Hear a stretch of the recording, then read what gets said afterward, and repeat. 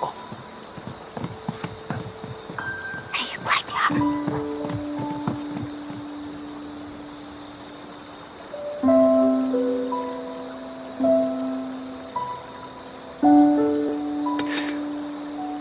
身上有伤，别喝酒了。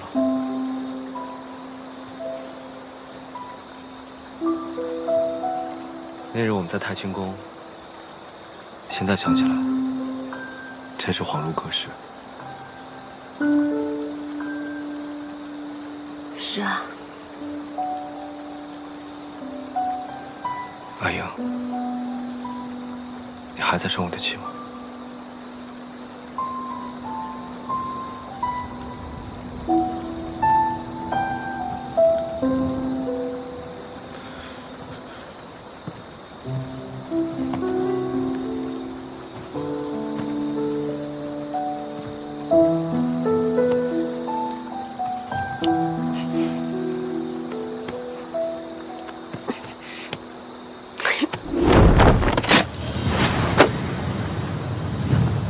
哎，你干嘛？他们打起来了。打情骂俏，先打起来，自然就和好了嘛。再说了，就算打起来，你们家那个17郎他能吃亏吗？别打扰他们了，咱们走吧。去哪儿啊？哦，我有点饿了，要不咱们去吃唐敏家的点心吧？我一直听说他们家的点心在东都特别有名，一定很好吃，我想去尝尝。走，我带你去。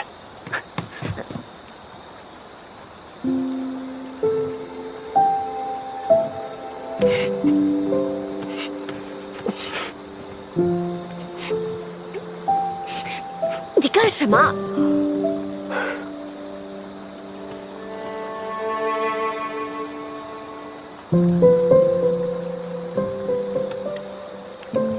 你手上的伤好些了吗？棋子磨好了，手上的伤自然也就好了。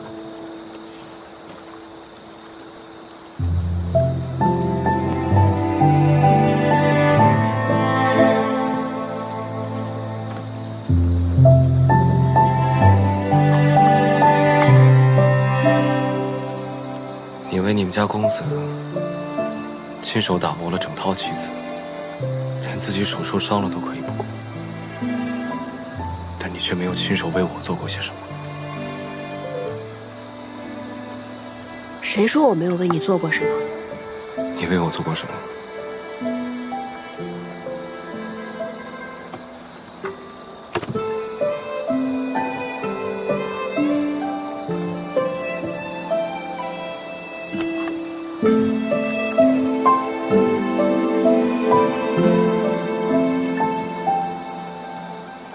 这是你亲手做的？在潼关的时候，我就已经开始做了。本来一直想着找机会送给你，可是后来我发现，你是一个忘情负义、见死不救的人，我还是烧了算了。怎么能烧了呢？你要是不生气的话，只要你不生气，哪怕你一天骂我1000句、10000句，我都会乖乖听着。呸！谁愿意骂你？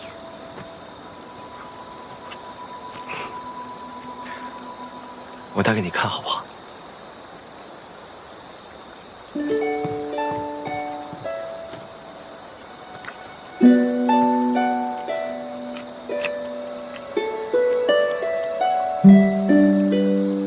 我一只手系不好，能帮我系一下吗？它不够紧，你看一下嘛，要不然你不就白送了吗？嗯。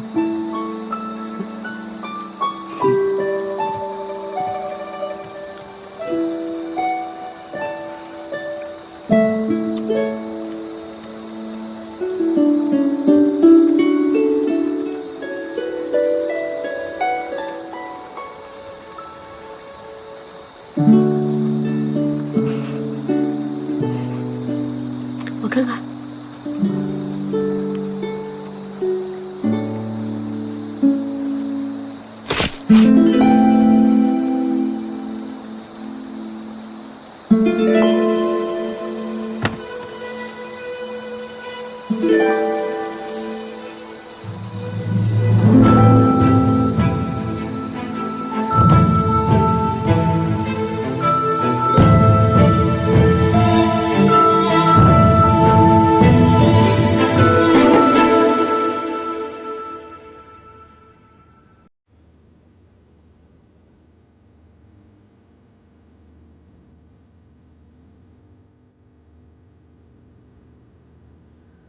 你我终究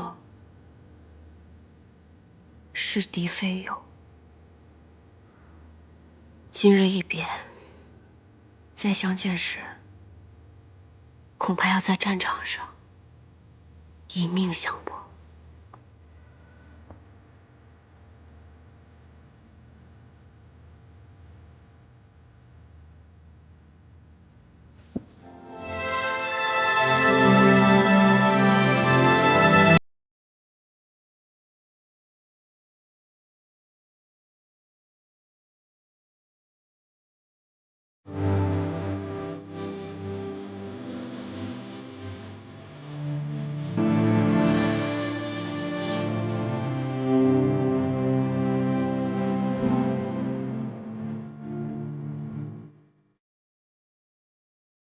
十七郎，多保重。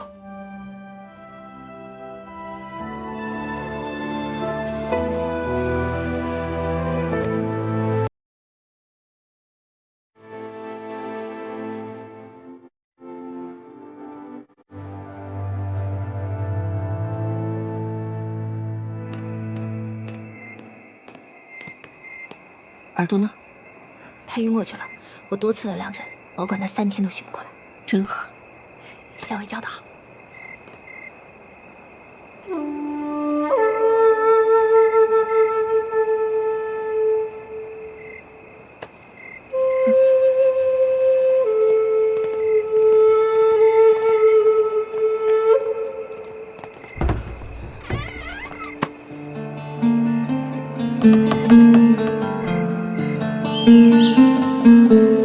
船家，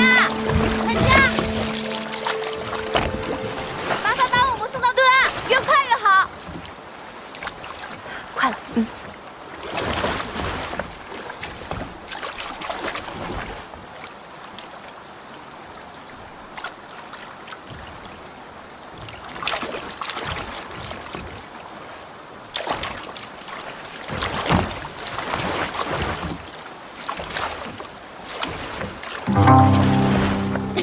擒我！哎呀，你叫我呀？哎，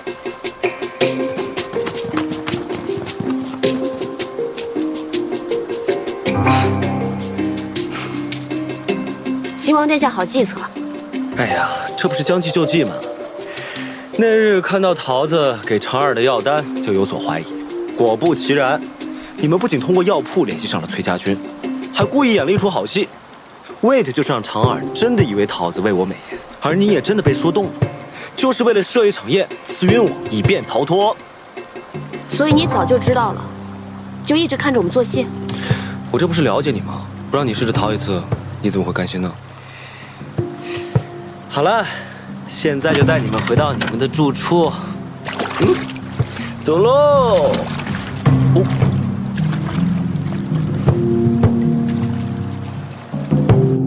大都督，前往崔家军中的使节，被崔乙抽了一顿鞭子，逐了回来。哎呀，崔乙这个脾气啊，倒是一点都没有改。崔家军的前锋已经到了九曲口，看样子是想渡河。若崔乙渡河，与李逆联手合围夹击西长京，京中又人心动荡，只怕于大局有碍。大都督，咱们要不要趁他渡河，中留机智？崔乙素来老辣，他若是敢从九曲口渡河，势必要想到那里河滩水浅，渡河易，伏击也不难。不对，他是不会从九曲口渡河的，8成是虚晃一枪。崔乙的儿子不是被人劫杀了吗？我看他此番未必是冲着咱们西长丁来的。放他渡河。大都督，若崔家军渡河之后，与李逆放他渡河。他若是敢火中取栗来攻我们西长京，那我就跟他决一死战。他要是奔洛阳去，那我就派出兵马，趁隙剿灭李逆。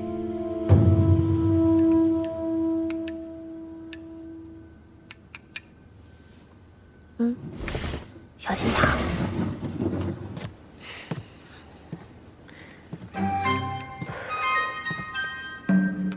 桃子，你们家校尉身体如何？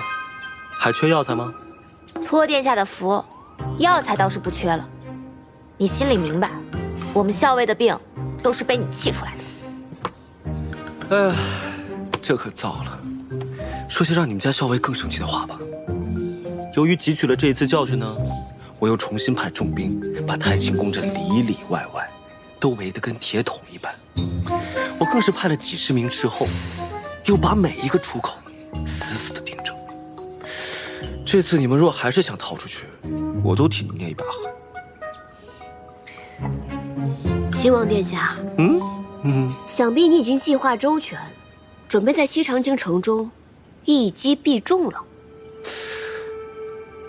这再严密的计划呢，都会有纰漏，谈何周全，又谈何一击必中呢？既然还没有周全的计划，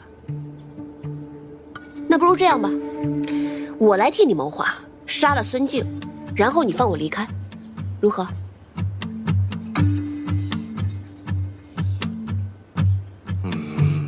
这不划算，我不答应。我竟然不知道殿下如此看重于我，小小女子，难道还贵重过孙子呀？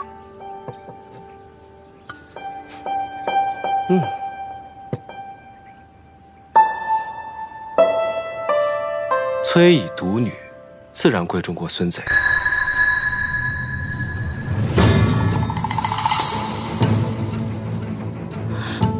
原来你早就知道我们校尉是大将军的女儿。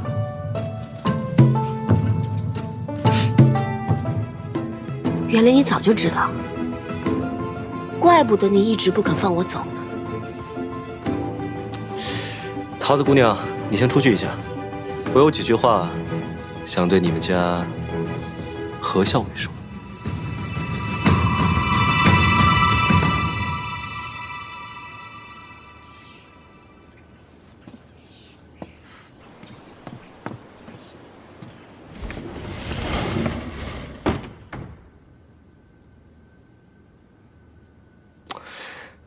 其实我在救了你之后，我写了一封信给崔大将军。崔大将军，逢崔家军遇袭，恰在左近，昔为之晚矣，令公子多和。幸其救得阿莹，深可慰大将军之心。阿莹安然无恙，于镇西军中休养。唯望大将军率大军与镇西军同取西长京，灭孙贼，平叛秦王。届必可令凤凰归巢，完璧归于赵。我说你安然无恙，恳请他与我一起平叛孙贼，收复西长京。崔大将军虽然回了我的信，但殿下想说什么？不如就直说吧。我也终于知道，当初率娘子军力战不降在瀛州郡城的武烈夫人，就是你阿娘。武烈夫人姓贺，所以你化姓氏为何，自称何氏。我这几日就常在想，武烈夫人是何等英杰啊，崔大将军又是何等人物，才能生出你这样的女儿啊？你这是在打探？是啊，崔大将军其人，我没有半分把握，所以只能这样请教喽。那或许，再过一段时间，你就会知道父帅究竟是什么样的人了。我有种不好的预感。为什么？我总觉得他跟你一样，聪明过人，是个十分厉害的角色。不知道我这样得罪他，他会如何发作呢？父亲就我这么一个女儿，你拿我威胁他，父帅会作何反应，自是不必说。若是你落在了他的手中，8成他会拿鞭子抽你。哎呀，那我可得小心点，不能落入他的手中。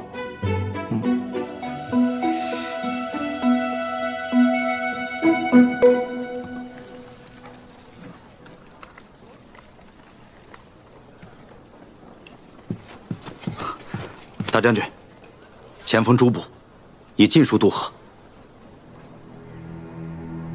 中军罢营吧。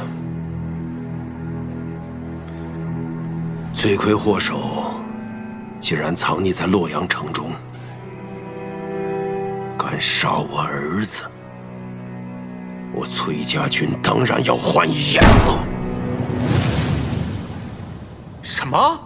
崔乙没有儿子，只有一个女儿。何校尉就是崔林，死了的那个崔林就是个幌子。不可能，绝对不可能。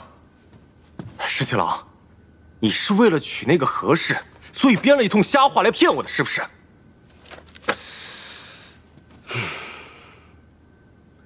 你仔细想想，从前崔公子对何校尉的态度，你再仔细想想，我有没有必要骗你？原来如此，所以你才把他扣在了太清宫，不肯放他，然后在这里布下重兵。你是想用他来胁迫崔乙？这怎么能说是胁迫呢？自然是请平凉大将军崔乙，看在我们镇西军援手相救他爱女的份上，与我等一起擒王平叛，收复西长京。喝药啦！来，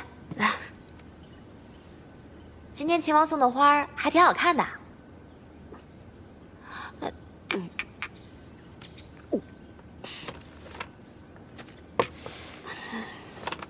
哎，你今天怎么好像变了个人一样？变成什么样了？变回我们家以前的小姐了呗。我想着，过几日，兴许就能回到父亲身边了。这病若是总好不了，岂不是要让他担心啊？你已经想到脱身的办法了？只怕父亲已经率军赶到洛阳城外了。局势风云变幻，这个李逆困不了咱们太久了。那太好了。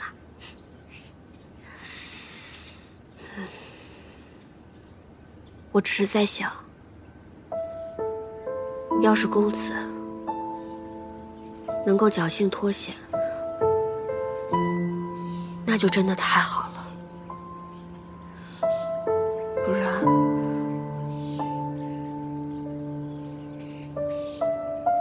这会是我终身的遗憾。好了，如果公子知道的话，他也希望你能够不要多想，保重好自己。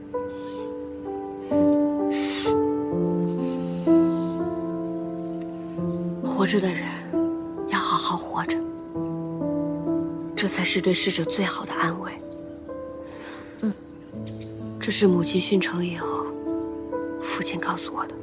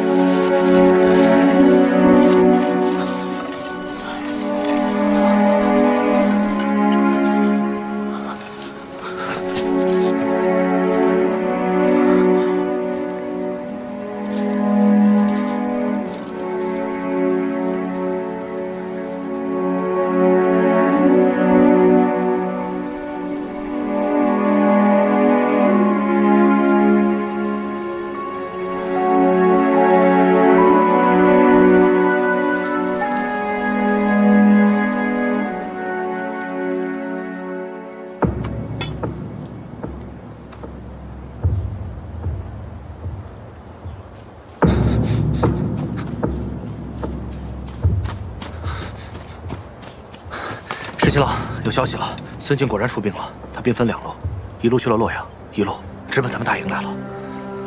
果然被你料到了，孙敬这个老贼，真的趁崔乙攻打洛阳城之机，派兵攻打我们镇西军，而且还派了一支军队去了洛阳城，看来是想白捡这个便宜啊。那我们就先在这里杀他们个猝不及防。天气都凉了，哪来这么多花呀？秦王不是命人每天送来一束花吗？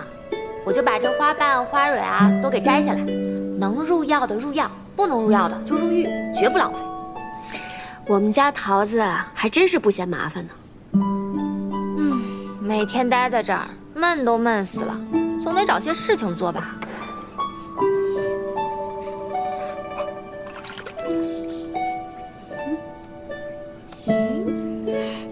这之前秦王送来的衣饰还真是挺好看的。小薇，我觉得你还是这样打扮最好看了。你呀，就是喜欢我打扮成这美娇娘的样子。咱们校尉在军中那也是十分的英姿飒爽，但你难得像今日这般精心打扮，我还是觉得你这样最美了。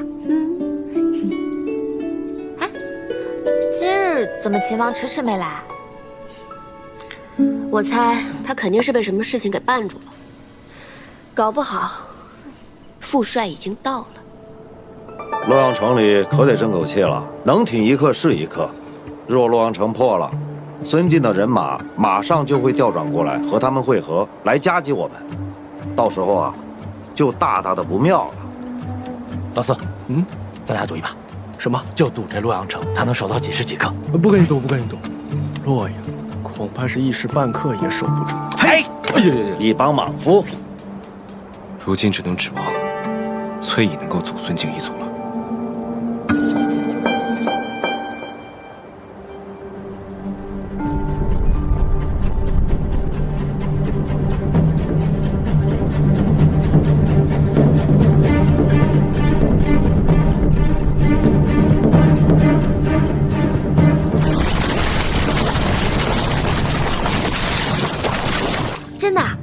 真的来了。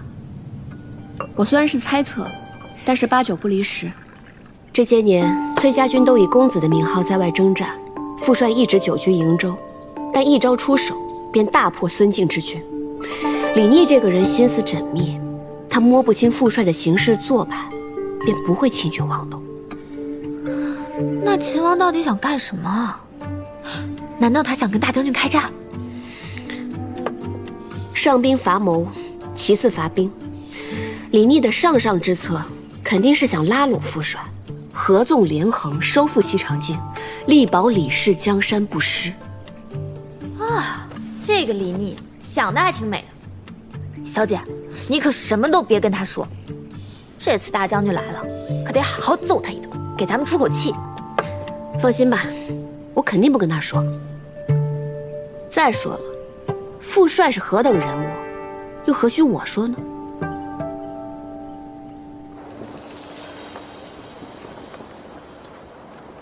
十七郎，俘虏已经全部安排好了，而且还有些伤兵，也给他们上了药。咱们这一仗又折损了孙敬不少人马。撤！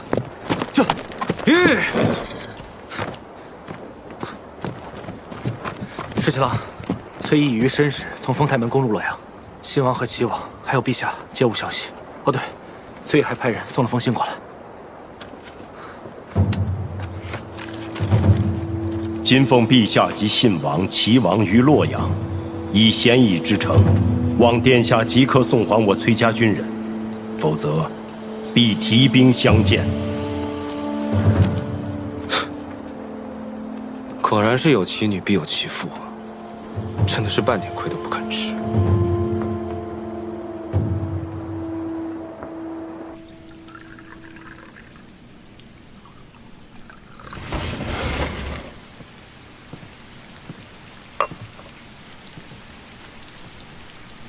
殿下，请用茶。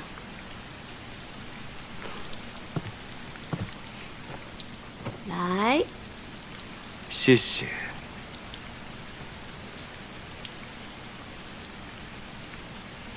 这护腕还带着呢。是啊，取银针时费了些功夫，之后就再也没有取下过了。连护腕都只有这一个，殿下何至于如此窘迫？若有人愿意再送我一只，我自然乐意收下。殿下军务繁忙，既特意到此，想必是我父帅令殿下看到了他的诚意。我之前呢还好奇你父亲是个什么样的人，结果果然不出我所料，他与你简直是一模一样。你不愧为他的女儿，他也不愧为你的父亲。这话如何说啊？你的父帅呢，已经不费吹灰之力攻入洛阳，我父亲和2位兄长全部被你的父帅俘获。父帅生性豪爽好客，想必陛下也会十分适宜。你说，你长得这么好看，是像你父亲多一点，还是像你母亲多一点？别以为你跟我说这些甜言蜜语，我就会忘了你把我关押在此处之仇。你父亲这般好客，我哪敢再留念？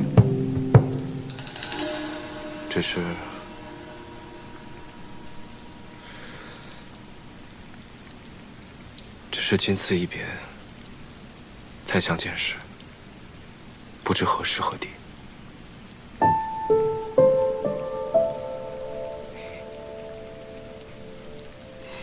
你打算什么时候放我走啊？崔大将军写了信，说希望明日就能见到你，我哪敢不从啊？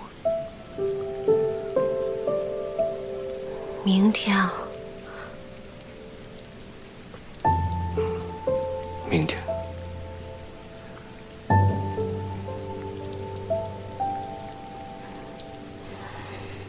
实在太快了吧？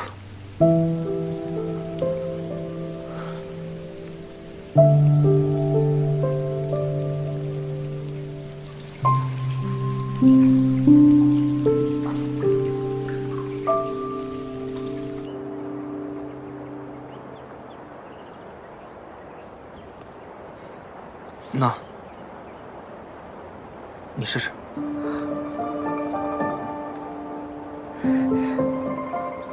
你真的做出来了？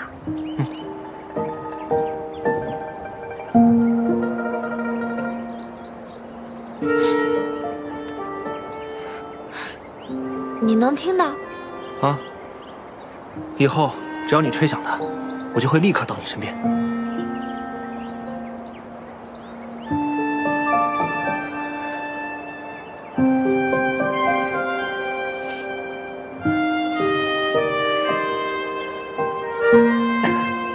我在这儿呢。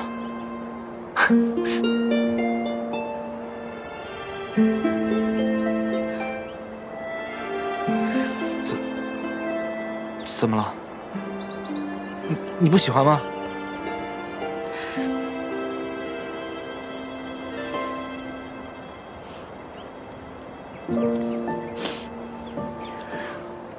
我很喜欢，我就是想吃猪耳朵。我给你去买。哦，你别难过，我很快回来。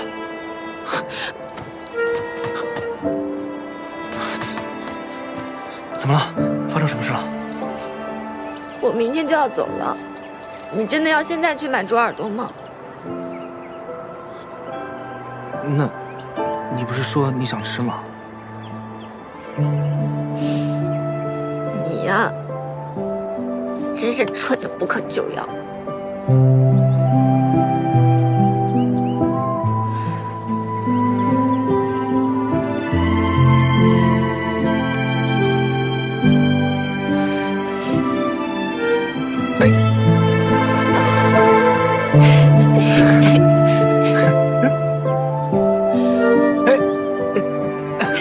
在这儿呢。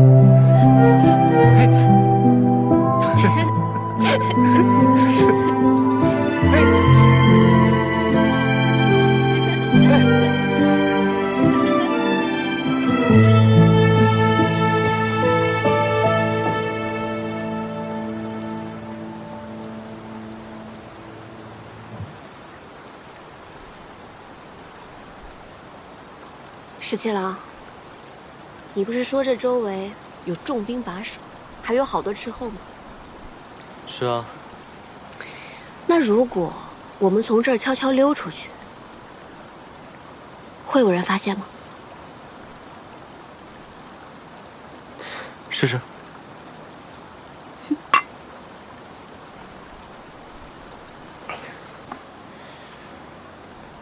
来，比谁先到马厩。好啊。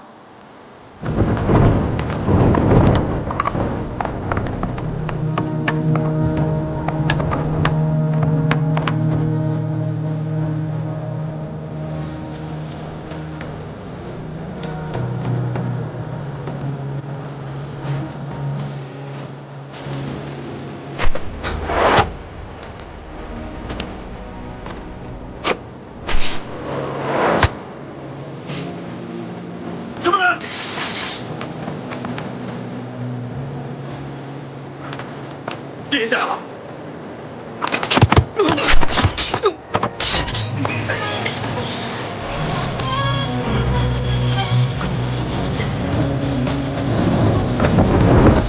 你输了。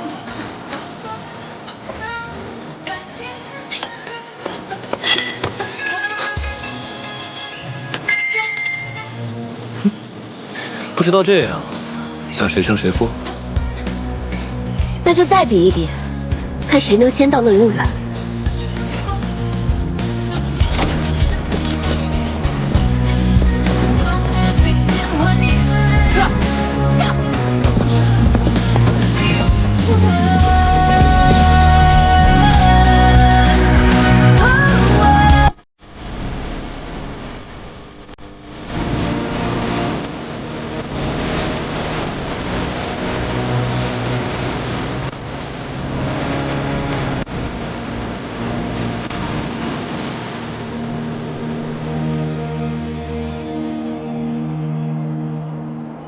乐游原上遥望京都，果真很美啊。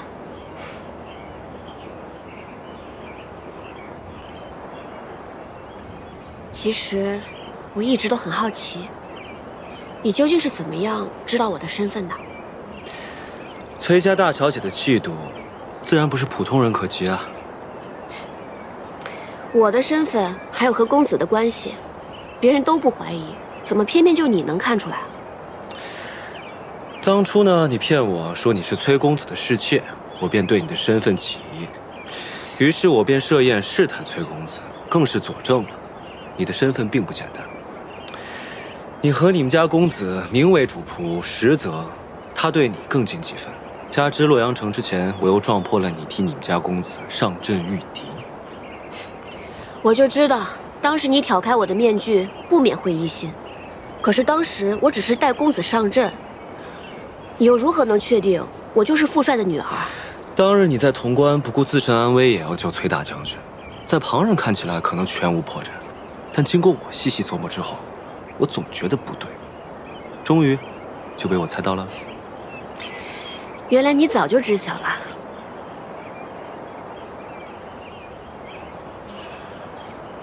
你知道吗？我常常在想，如果你不是崔家女儿，我也不是李氏子弟，我们之间会不会就不会有这么多隔阂和波折？石七郎，身份天注定，你我都无可奈何。是啊。当初战乱突起，我以为这乱世是无人能救了，不忍看天下黎民百姓遭受战乱之苦，所以便请求父帅，让我跟公子率我们崔家军南下。当时不过是为了能够早日让天下平定，但是没想到李家却出了你这样一个人。出狱之时，有没有令你颇为头疼？彼此彼此。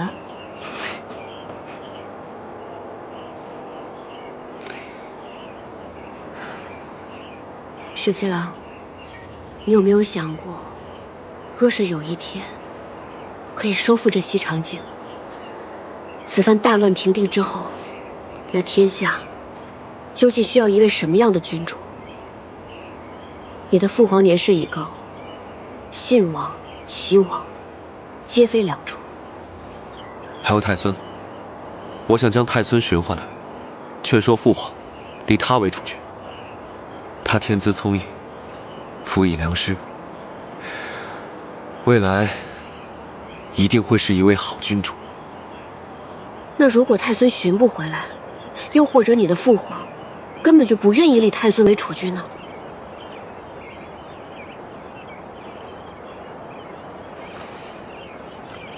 我们私奔吧。待到天下太平，寻回太孙之后，我们就离开西长京，一起去劳兰关，过逍遥自在的日子，好不好？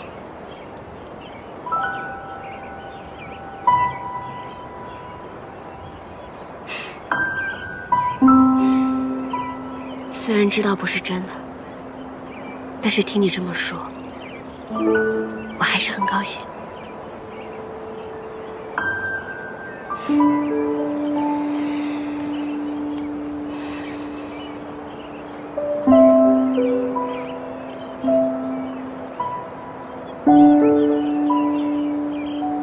当日我们约定，等到海清河晏之时，同游乐游原。可惜天下未定，明日我们就要各奔东西了。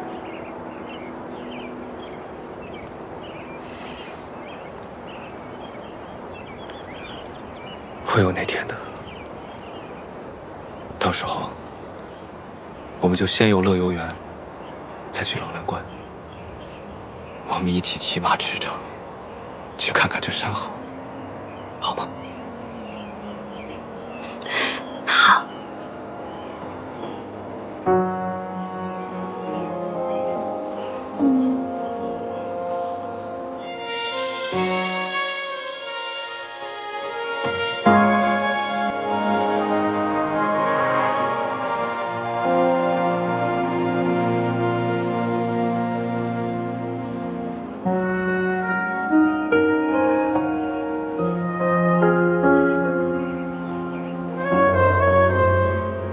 明日分开，再见，就不知何时了。当日得你所爱，今天完璧归赵了。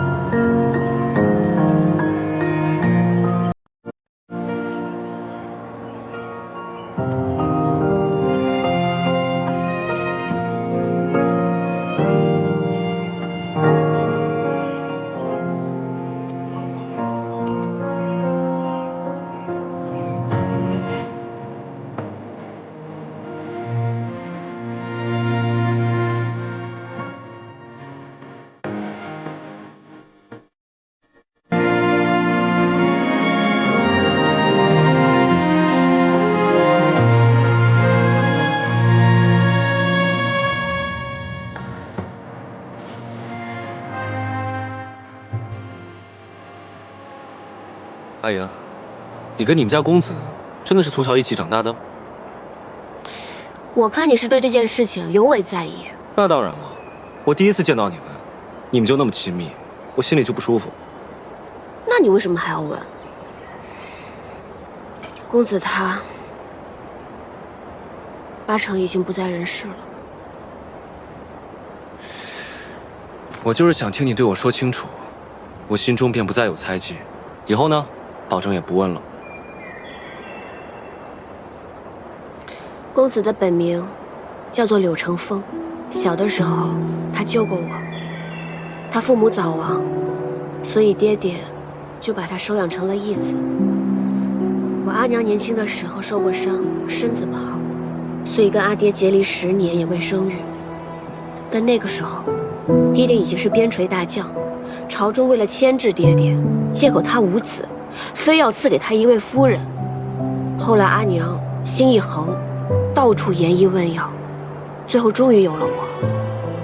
可惜还是无法应对朝廷，阿爹便谎称自己生了个男娃，按照崔家的排行，取名为崔林，奏报于朝中。原来如此。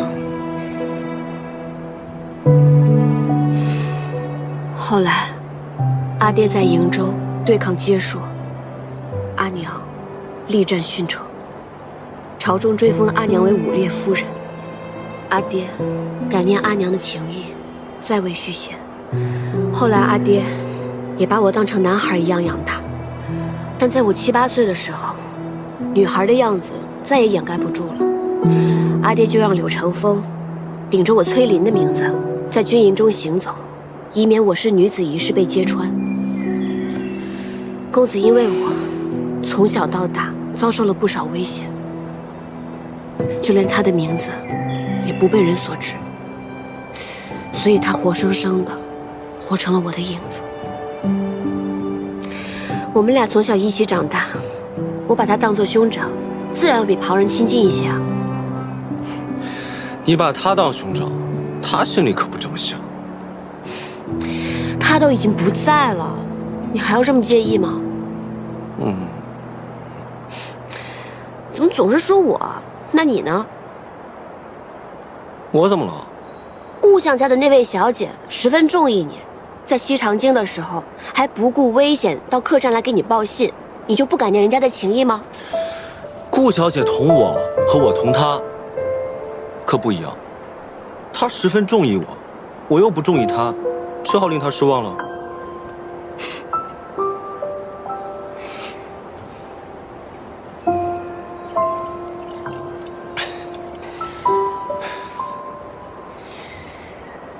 对酒当歌，人生几何？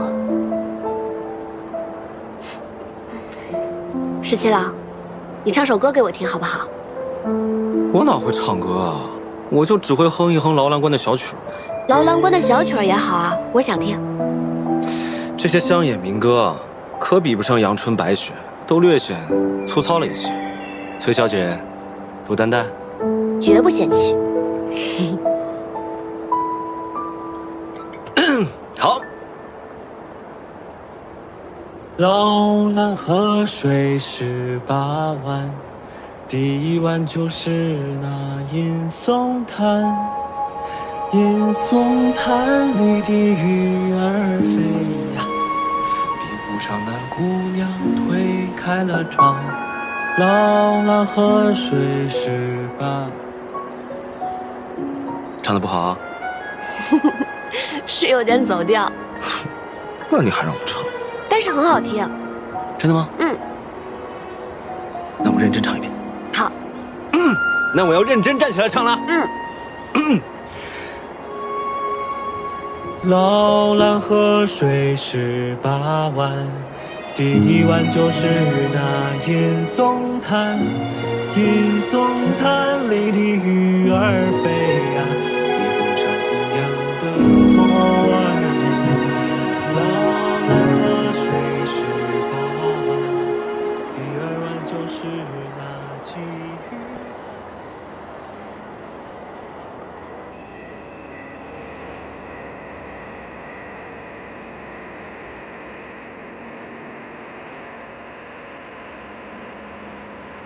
哎呀，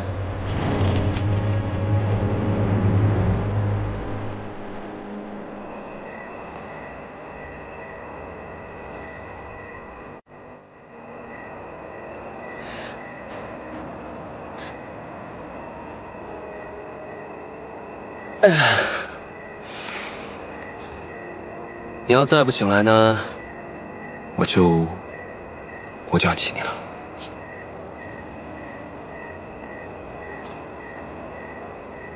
我真亲你了啊！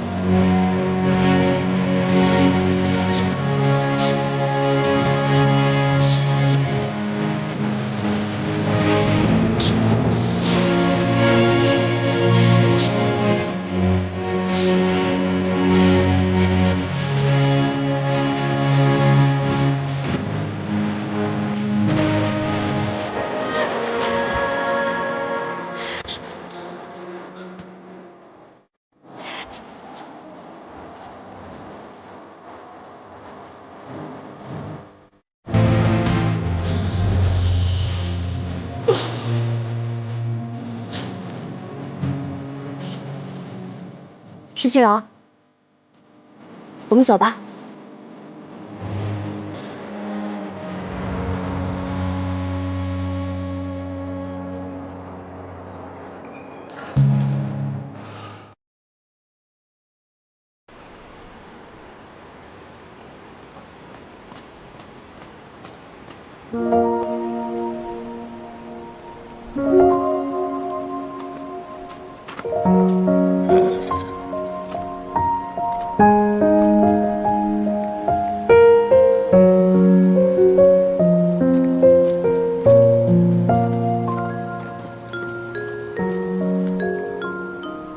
何校尉，请。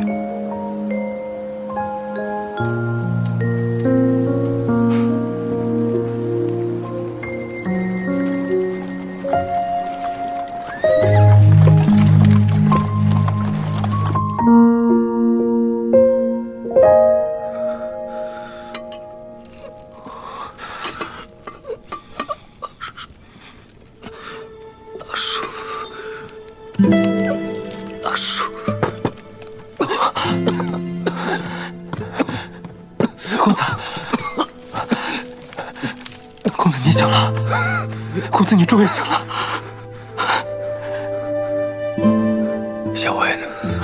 校尉没事，校尉真的没事。我看到镇西军从山上冲下来，定然是救了他。公子好好疗伤，咱们还要回去见校尉呢。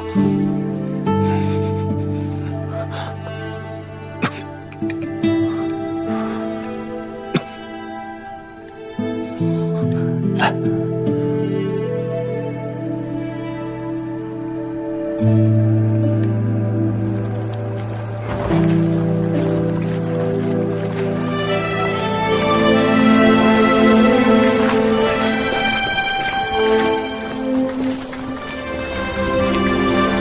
将军，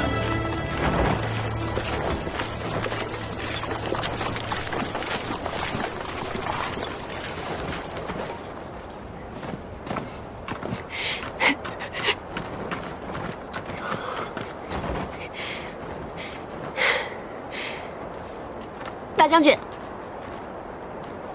回来就好。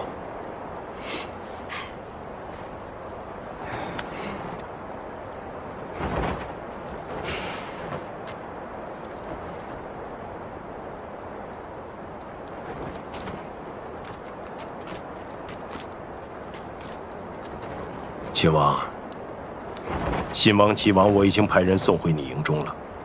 至于你父亲，你既然来了，待会儿就亲自接走吧。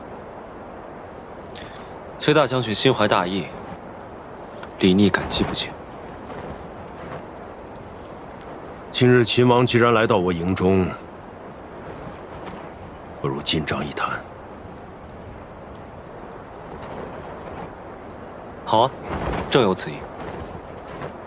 咱们可算是回来了，你也终于见到大将军了。父亲都瘦了，你别担心，刚刚我望了望大将军精气神，他定然康健无恙。校尉你就放心吧。校尉，你真的不担心啊？担心什么？这可是在咱们崔家大营里，那李聂也不敢把父亲怎么样的。我不是说这个，我是说，你难道不担心大将军会对秦王如何吗？你说，大将军把秦王请入帐中，会不会埋伏好了弓箭手？只要等他一进去，他就摔背为号，立刻将他杀了。放心吧，不会的。萧伟，你是相信秦王，还是相信咱们大将军？如此笃定的说不会。这两个人，我都不信。这个簪子怎么会在秦王的身上？是崔小姐所赠。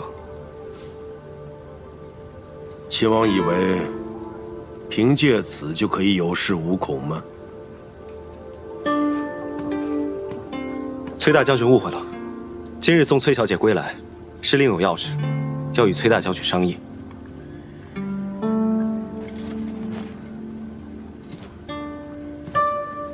秦王恐怕是想借我崔家军之力，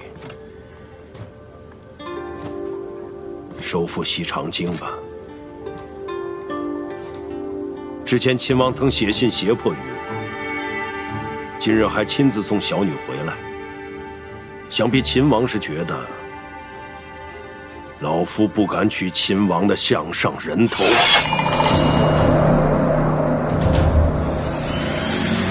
但是2个我都信。你这又是打什么哑谜？我听不懂。你这是着什么急啊？哦，我差点给忘了，是不是那个谢长儿也来了？所以你担心大将军把秦王杀了，连带秦王带的人也一块给杀了。小薇，我跟你说认真的，你就会打趣我。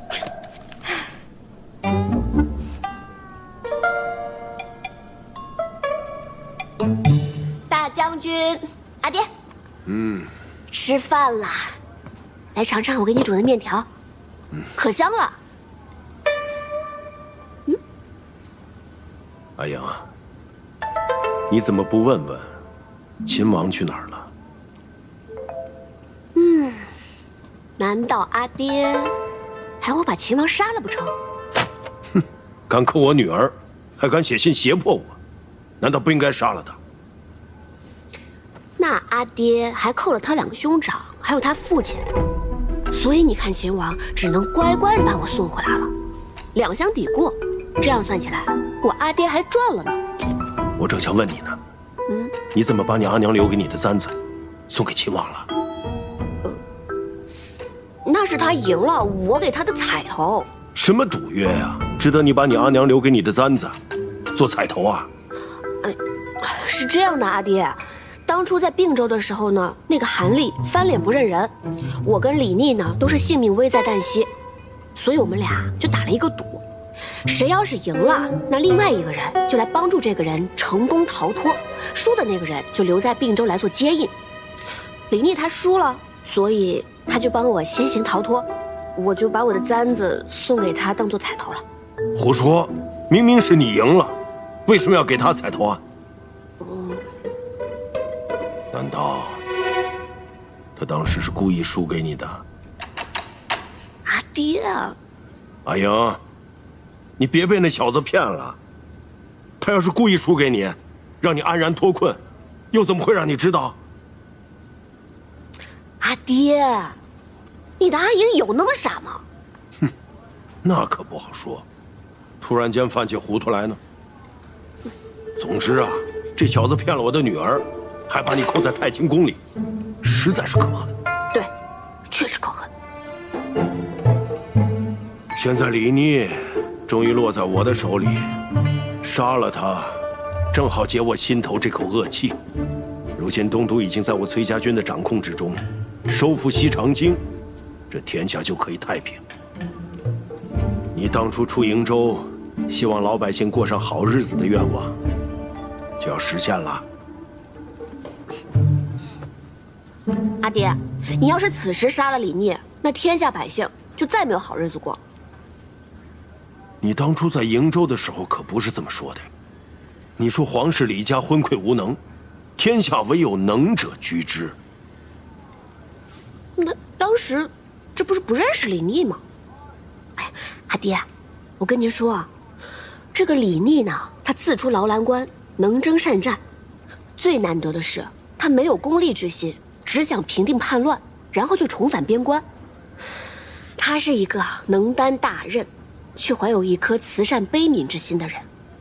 这样的人啊，才是战乱之后最好的君主，要不然以后无论是谁上位，必定还会天下崩坏。你向来眼高于顶，没想到李逆竟如此得你青眼。我已经把他杀了，以后不要再提他了。我不信，阿爹是不会杀了他的。为什么？因为我了解您啊，就算阿爹再恨他再恼他，也要等咱们收复了西长京，再过河拆桥，把他杀了。照你这么说，留下秦王还有几分用处？当然有用。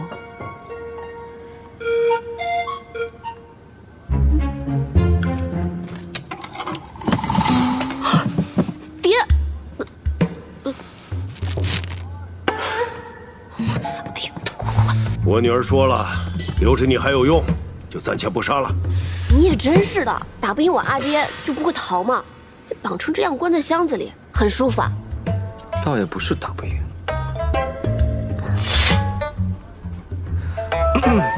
我就是打不赢，但也不能逃啊。我这不还指望崔大将军能够助我镇西军收复西长京吗？原来阿爹是答应秦王要一起出兵收复西长京了，多谢阿爹。这回你可放心了，也不催着阿爹用饭了，也不管那面是不是坨了。马上重新再煮一碗。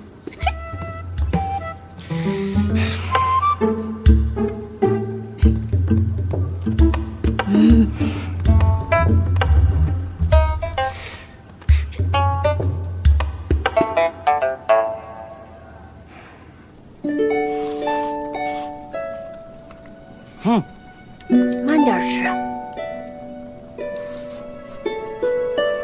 慢点吃。好吃吗？好吃。这是刚才绳子勒的。没事，过2天就好了。你可真傻，小仗则受，大仗则走。这么大一个人被捆得结结实实，窝在箱子里多久了？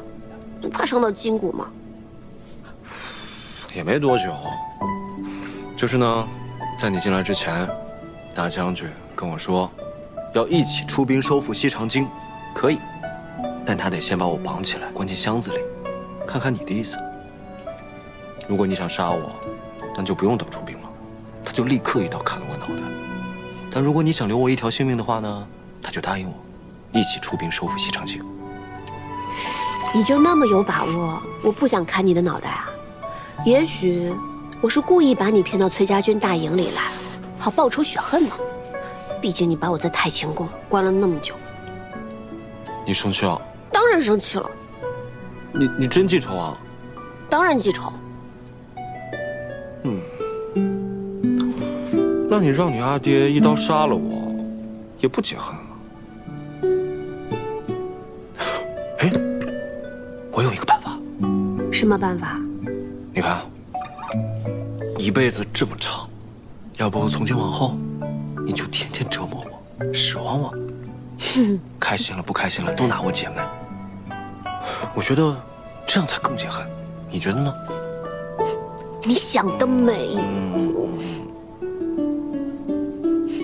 我当然想得美。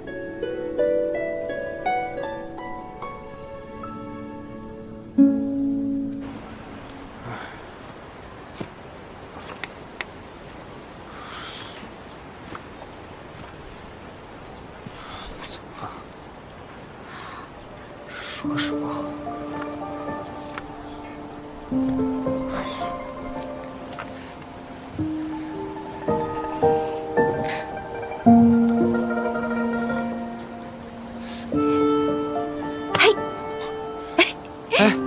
桃子，吃吧。你刚刚怎么啦？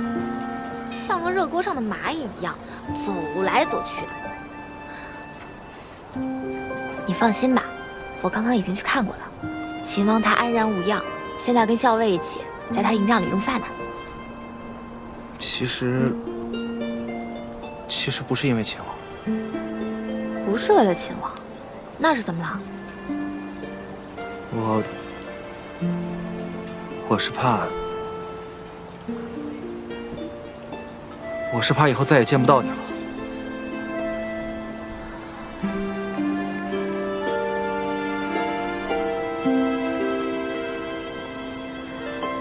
你想之后天天见到我呀？但是我们马上就要分开了，之后还要打仗，万一我受伤了，或者……反正也没有人会告诉你，也许就再也见不到你了。你胡说什么呢？不会受伤的，不要瞎说。也是，有你送给我的药，我受伤了也没关系。傻子，快吃。吃吧，都凉了。行军打仗总是要小心些的，别总想着自己要受伤。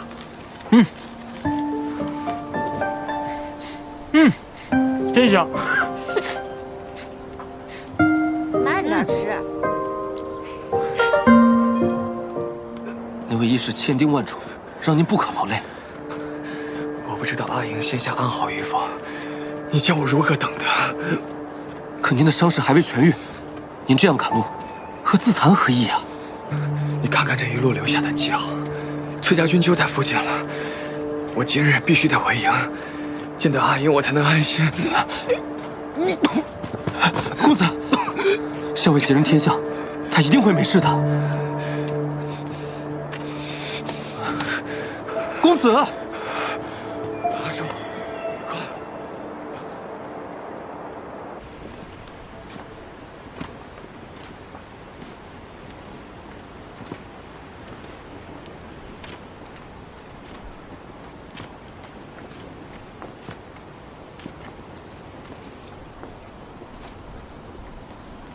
阿莹，我真舍不得走。那你要不要留下来？我倒是想，我想带你一起走，只怕你阿爹崔大将军肯定不会答应。那你是想得太美了。我送你个礼物。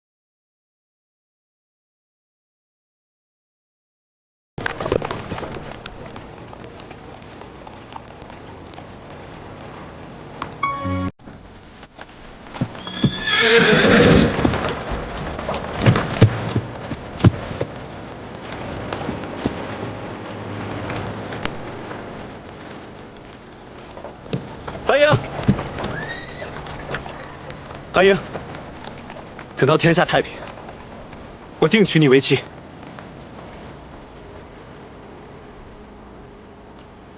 等我上门提亲，我一定会上门提亲。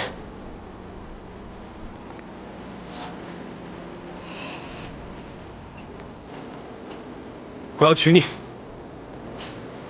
我要娶你！我要娶你！阿英，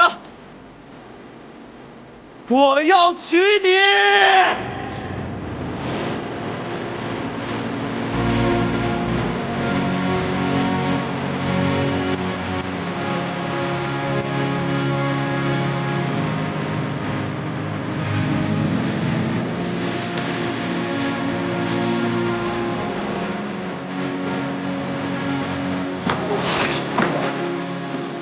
公子，快走！离开这儿！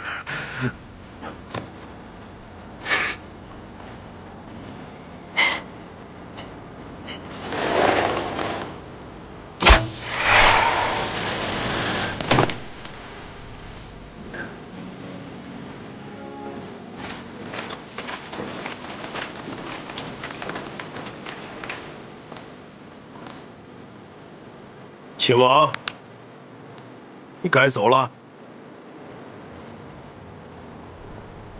阿英，保重，等我。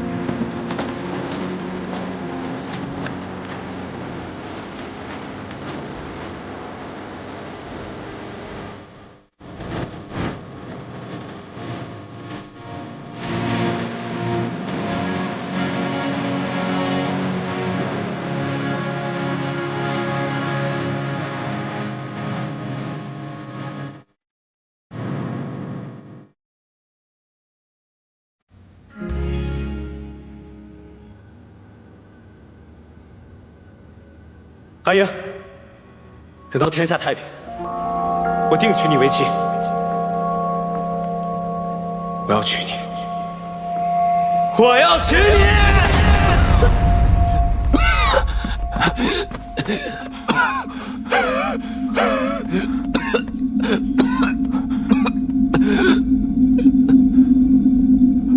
公子，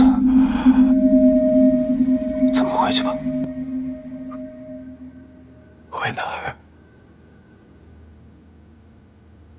我已经没有家。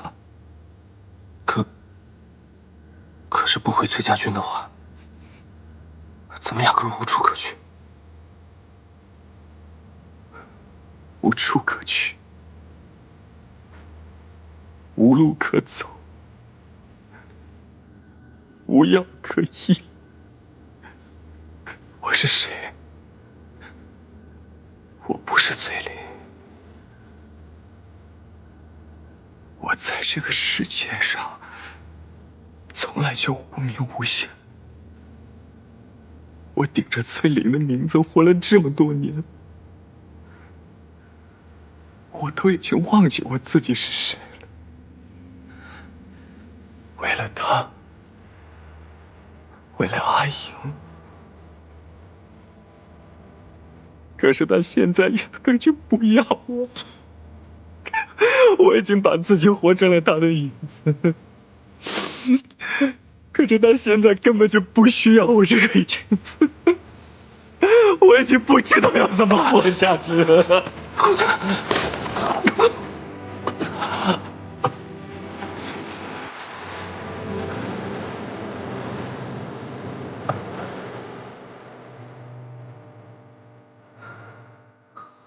阿叔，我一直都觉得我不是崔林，他才是崔林。她哪怕是个女儿家，她才是真正的崔丽。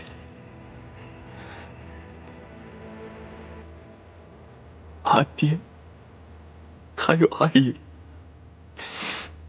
都不需要我这个影子，一个被主人抛弃的影子，一个没有用的影子。阿英和我永远都不可能。都怪我，都怪我。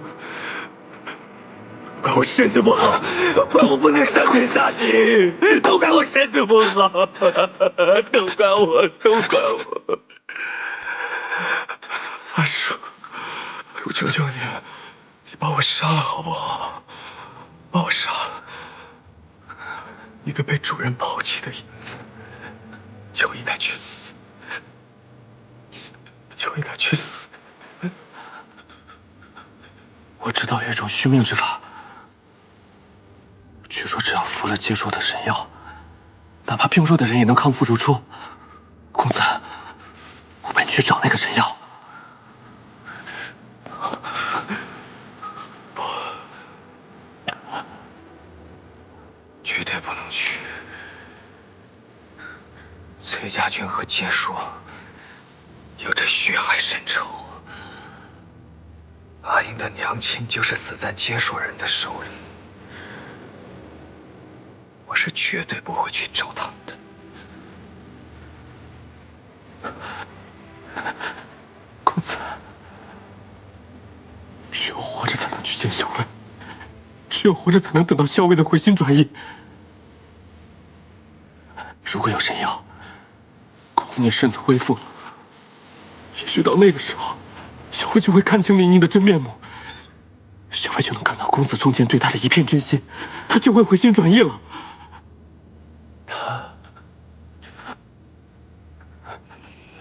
你说的对，我得活着，我活着才能见到阿英，我活着才能保护她。如果有一天我身体康健，我也能上阵杀敌，她也会喜欢我的。到时候她必然不会喜欢李妮了。阿英到时候一定会喜欢我的，阿英一定会喜欢我的，阿英一定会喜欢我。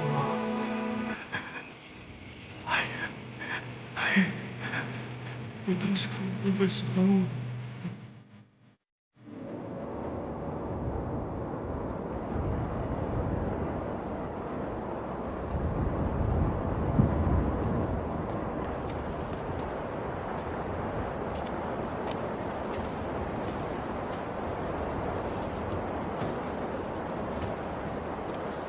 夜半风凉，还是回去歇息吧。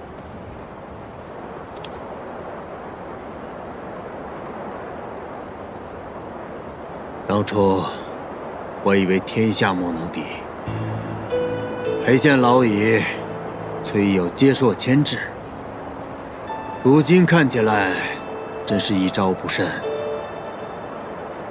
崔乙既夺东都，定会与李逆起纷争。若是杀了梁王韦帝，便会与李逆结成生死大仇。哼！如果他们联手对付我，那我们就决一死战，杀个痛快。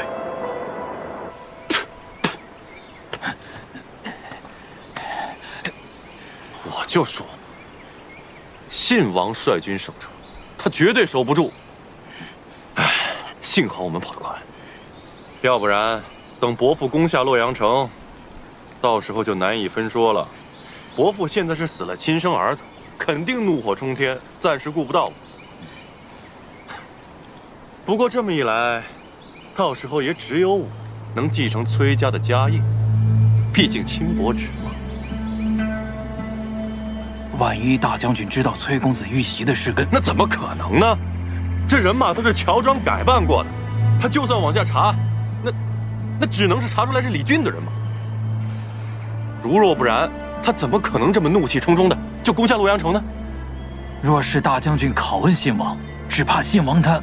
就算他盘问出来了，啊，就算他李俊和盘托出，那也是信口开河、胡说八道。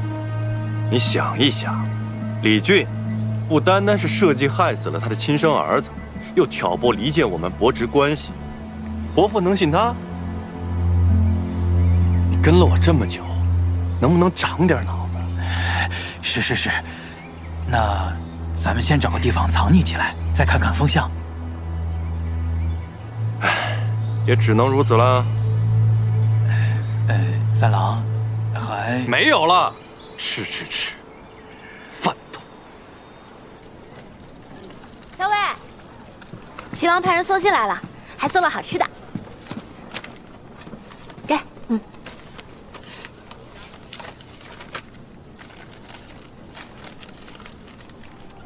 大战在即，呼吁你深爱此物，特寄之疗以解闷。常言嚼之如碎玲珑，取势若破竹，碾压敌军之口彩，邦军顺遂，旗开得胜。入京后，愿同去殿中，据案大嚼干果及国府，又侧翼后翼，皆托付于君。替我再三拜赏崔大将军。小伟，秦王信上说什么啦？说祝我们旗开得胜。送这些来，就为了巴巴送个好口彩啊？是，特意麻烦耳朵跑了一趟，就为了送上这么一个干果的好彩头。他送干果来，跟我又有什么关系啊？哼，干果还没吃几颗，嘴这么硬啊！少威，快吃吧。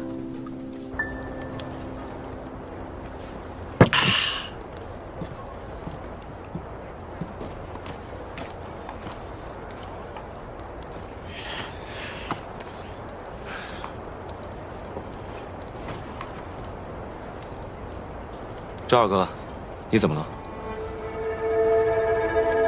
我可忍不住了，17郎！崔家军卖了潼关，害死了咱们镇西军那么多兄弟，咱们怎么可以又跟他们结盟，一起去攻西长津呢？万一他们又把我们卖了怎么办？就是啊，你说他们万一从后边反了，直接把咱们包围了。我见过崔毅，他不是这样的人。有其父必有其子，他儿子这样做，他爹为什么不能？若崔毅是这样的人，他就不会放我出洛阳城，更不会让我带着我父皇回大营了。17郎，那咱们真的还能相信崔家军吗？镇西军把侧翼和后翼都交给我们了。因为咱们崔家军的兵力更强一些，所以他们把侧翼和后翼全交给咱们了。这个李逆果然胆大包天，他竟不怕我抄了他的后路，把他毒死在西长京城下。阿爹会这么做吗？我相信。那17郎信，我就信。我也信。我相信你，17郎。那我也相信17郎。赵二哥，你相信我吗？我当然相信你。谢谢你们相信我。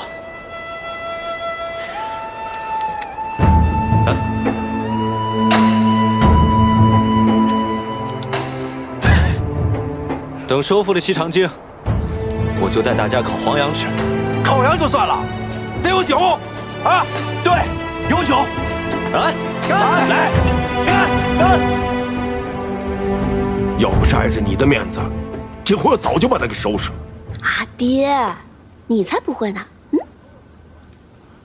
不过，就算我们崔家军和镇西军加起来，比孙敬的守城兵马多，但自古以来，守易攻难。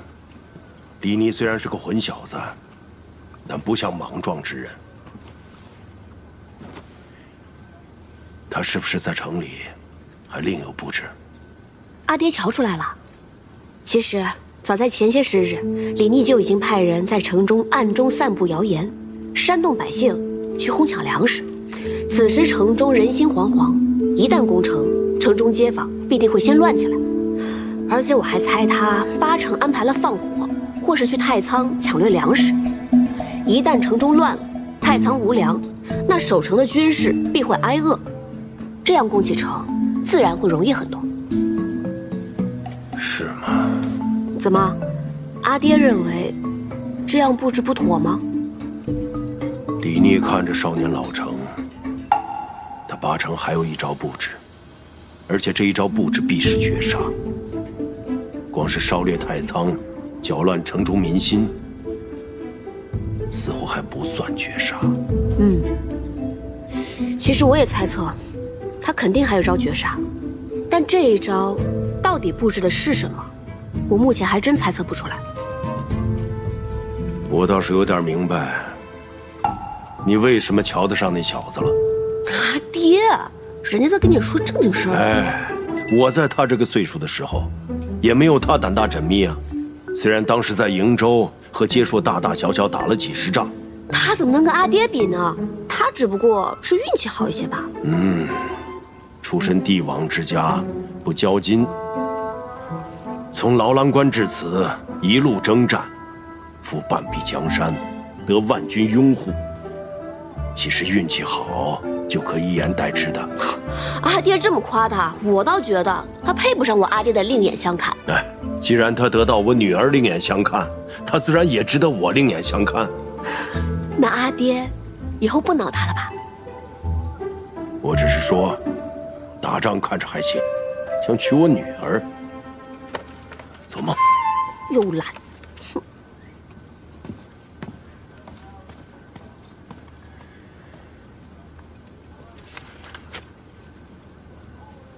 秦王要攻城了。不是说平凉大将军崔乙夺了东都？这正是秦王的过人之处。他不仅大大方方的把东都让给了崔乙，还说服了崔家军跟自己一起联手攻打西长京。父亲，您说秦王会成功吗？明面上呢，他是要和崔家军攻打西长京，可是暗地里一定另有一番布置。我就不知道这布置是从何而起，又如何呼应了。相爷，出事了，出事了！秦王攻城了，好些乱民直奔太仓去了。那些乱民把太仓给抢了，太仓的守卫拦也拦不住啊。后来不知怎的，太仓就起火了，太仓又烧又抢的，只怕现在也剩不下什么了。好了，我知道了，你下去吧，命人严守门户。是。婉娘，你可明白了？原来布置在这儿。对，先是散播城中无粮的消息，造成民心恐慌，然后再煽动这些乱民，把太仓给烧了、抢了。这下城中是真的无粮了，连守城的士兵都要饿着肚子，肯定没有心思守城了。正是，如今梁王早已登基称帝，孙敬素来残暴，城中又如此情形，这西长京啊，是守不住了。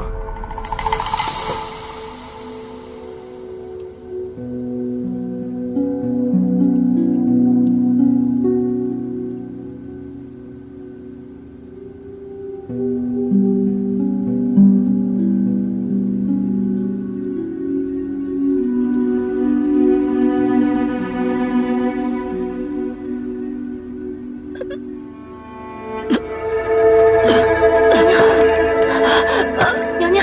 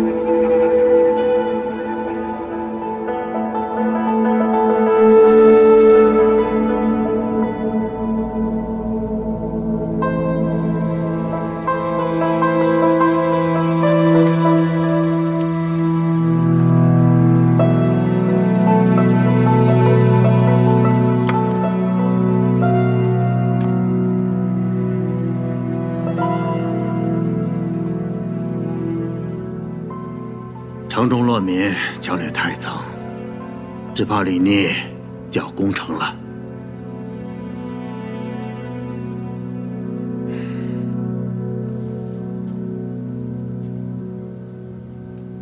阿进，我不想让你再去打仗。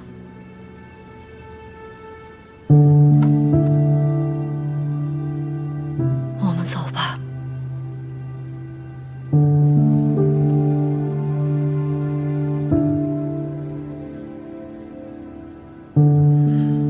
自从我们重逢之后，我就一直在想，这日子过得真快啊，一会儿半辈子就过去了。要不我也出家，陪你去守城吧。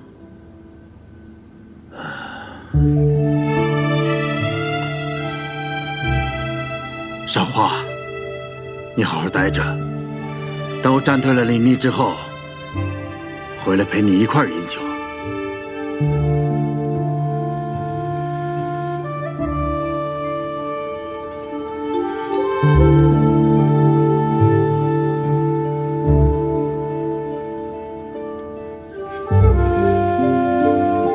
我等着你回来。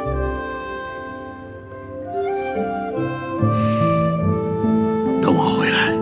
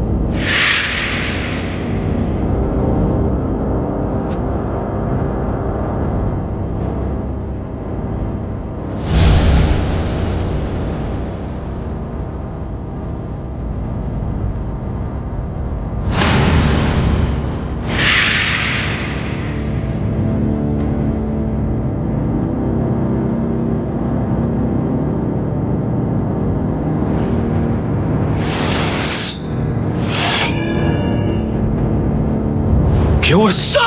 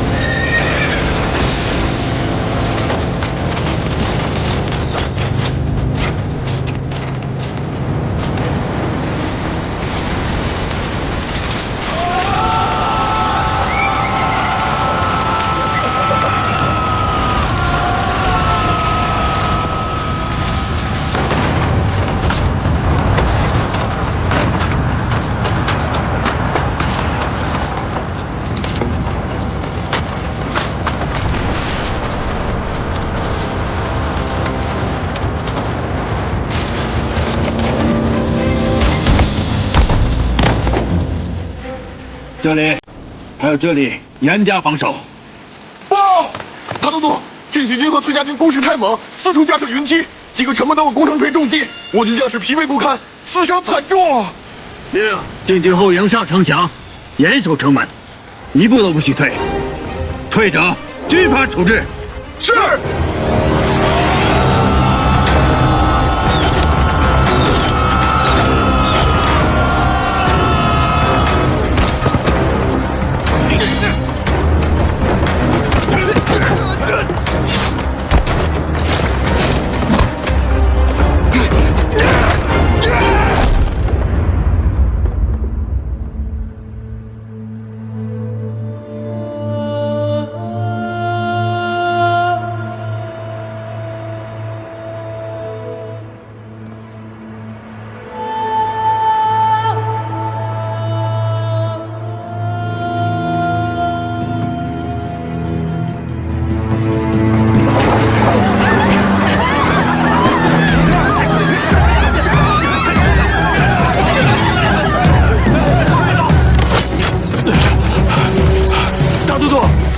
乱民竟与士兵动起手来，有的还将守城用的火药请大都督示下。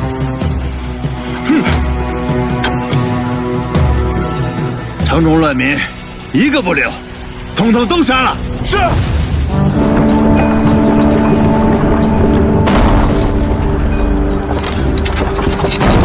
大都督，目前城中已乱，情势危急，大都督不如提前退走，到潼关再做计较啊。只要守住这几日，我们郑百余的大军就会回来了，自然会将镇西军和崔家军包抄围剿。大都督，留得青山在，不怕没柴烧。不要再说了，灭所有兵士。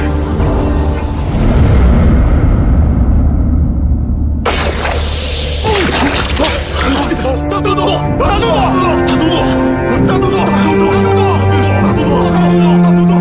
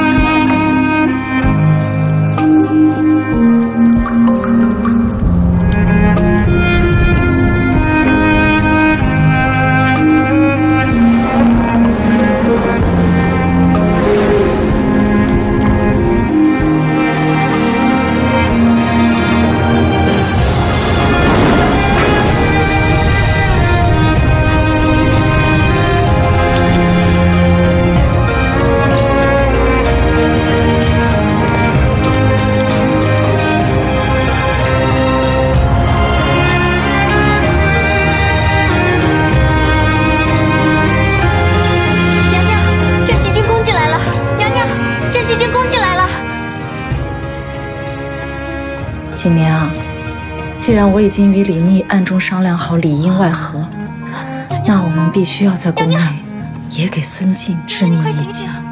娘娘，你醒醒，来人！